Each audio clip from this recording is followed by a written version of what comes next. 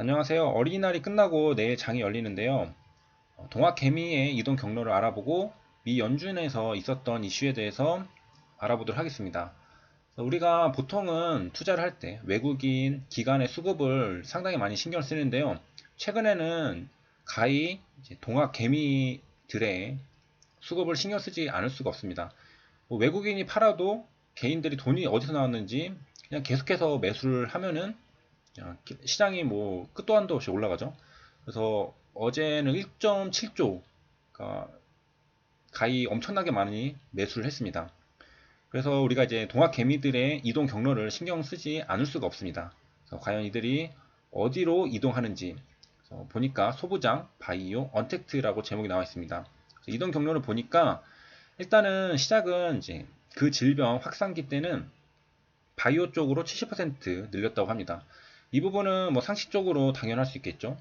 수혜주가 되는 부분으로 돈이 쏠린 겁니다. 그래서 미국 같은 경우에도 마찬가지로 길리어드 사이언스가 실제로 약을 개발하면서 수혜주로 많은 이제 관심을 받았었고요. 한국에도 마찬가지로 뭐 HIV 같은 경우는 이뮤노믹이 개발하겠다라고 해서, 그리고 뭐 셀트리온도 개발하겠다 하고, 그다음에 여러 다른 바이오 업종들도 관련 그 질병 관련해서 약을 개발하겠다라는 소식과 함께 급등을 연출한 적이 있습니다. 그 다음에 이제 구분이 총선 직전으로 나누는데요. 직전에는 소부장을 매수했다고 하는데요. 일단 소부장이 뭔지에 대해서 간단하게 설명을 드리면, 총선에는 여당이 이제 승리를 하면 지금 더불어민주당이죠. 시스템 반도체랑 소재, 부품, 장비 투자가 확대될 거라는 것에 기대감에 의해서 상승을 했습니다. 상승이라기보다는 순매수를 했다라고 봐야 되겠죠. 그래서 동진세미캠, 뭐 솔브레인, 일본 수출 규제 관련 종목이기도 하면서 이 소부장에 속하는 종목들의 쏠림이 살짝 넘어가는 줄 알았는데, 총선 다음에는 또다시 제약 바이오로 비중이 다시 80%까지 뛰었다라고 합니다. 그리고 이제 코스닥은 상승폭이 회복이 엄청 빨랐잖아요. 그 이유도 제약 바이오가 많이 포진되어 있기 때문인데, 아무래도 이제 이런 그 질병에 대한 약에 대한 기대감은 무시할 수가 없죠. 미국 같은 경우에도 이제 이 치료제 렘데시비르가 나오면서 기대감을 높였고, 바이오 쪽에 동학 개미들이 움직이고 있다라는 것을 이 기사를 통해서 알 수 있습니다.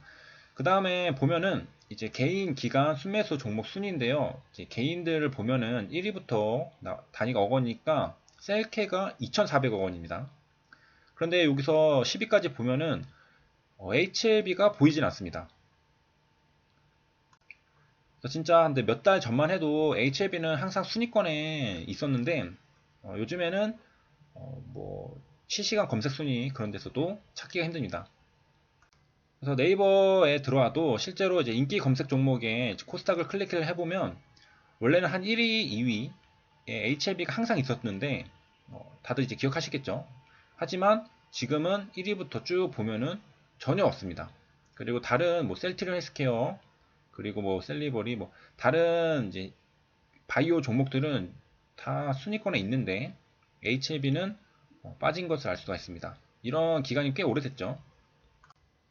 자, 이래서 이제 잊혀지는 거 아닌가라고 생각할 수 있겠지만, 또 이제 이슈가 발생을 하면은 또 왕창장 몰려올 거기 때문에 시간이 이제 기다려야 되고, 소부장에 투자한 기간을 보면은 이렇게 쭉 있는데, 이 두 개를 어떻게 비교하면 되냐면, 이 별표 있는 거는 제약 바이오인데 개인들 순매수 순위에 보면은 엄청 많죠.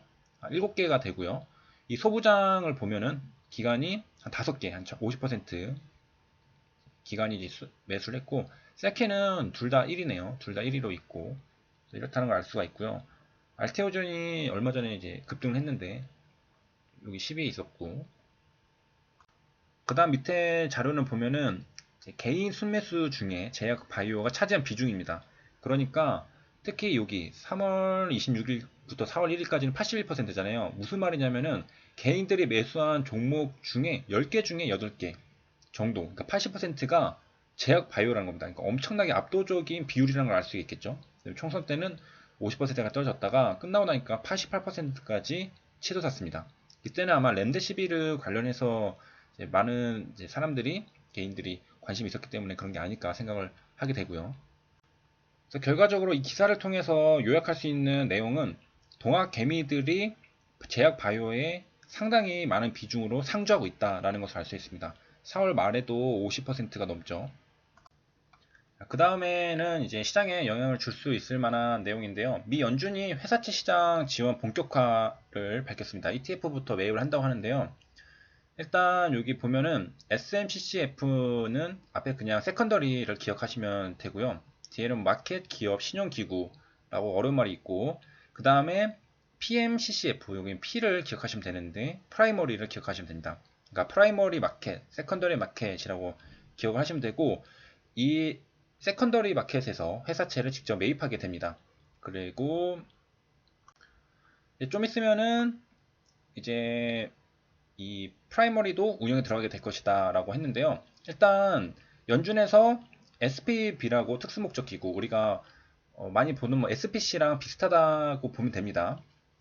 그래서 이거를 설립을 한 다음에 여기에서 이제 지원을 하게 되는데요. 프라이머리 마켓은 발행시장을 말하게 되고요.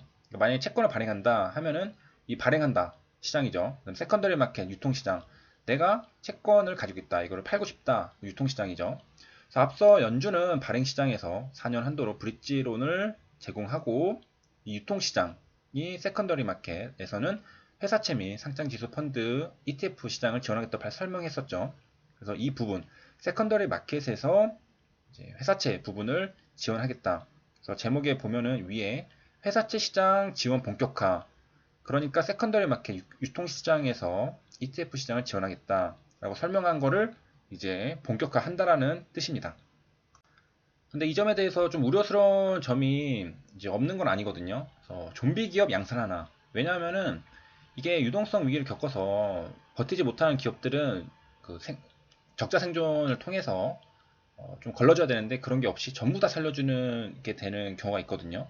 그래서 좀비 기업, 우리나라로 치면 뭐 한계 기업, 그래서 고위험 시장에 유동성을 공급을 했기 때문에 망할 기업이 망하지 않게 되는 겁니다. 그래서 미국 경제의 역동성 갉아먹어. 그래서 버핏도 장기적 파장을 걱정한다라는 얘기들이 나오는데요. 이거는 미 연방주의비 제도, 옛날에 FRB, 지금은 페드라고 부르고 있죠. 그래서 페드가 좀비 기업을 키운다라는 그런 이야기들이 나오고 있습니다. 당연하게 또 여기 투기 등급의 회사채를 사들여서 지원하는 부분이겠죠.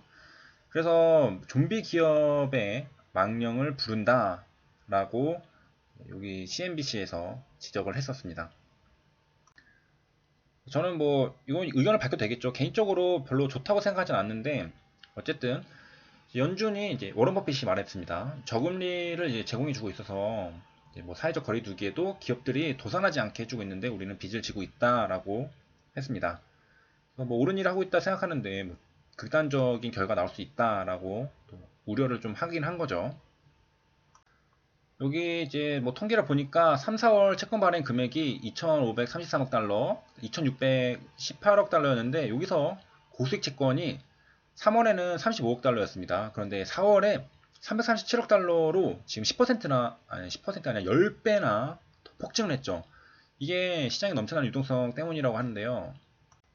그리고 연준의 자산 매입 규모는 6조 4천억 달러대로 더 늘어날 전망이라고 하고, 그래서 이제 회사채를 사들이면 기업들은 이제 자금난은 없어지겠죠. 하지만 이 살아남은 기업들이 경제에 좀 부담을 줄 수 있다라는 이야기입니다.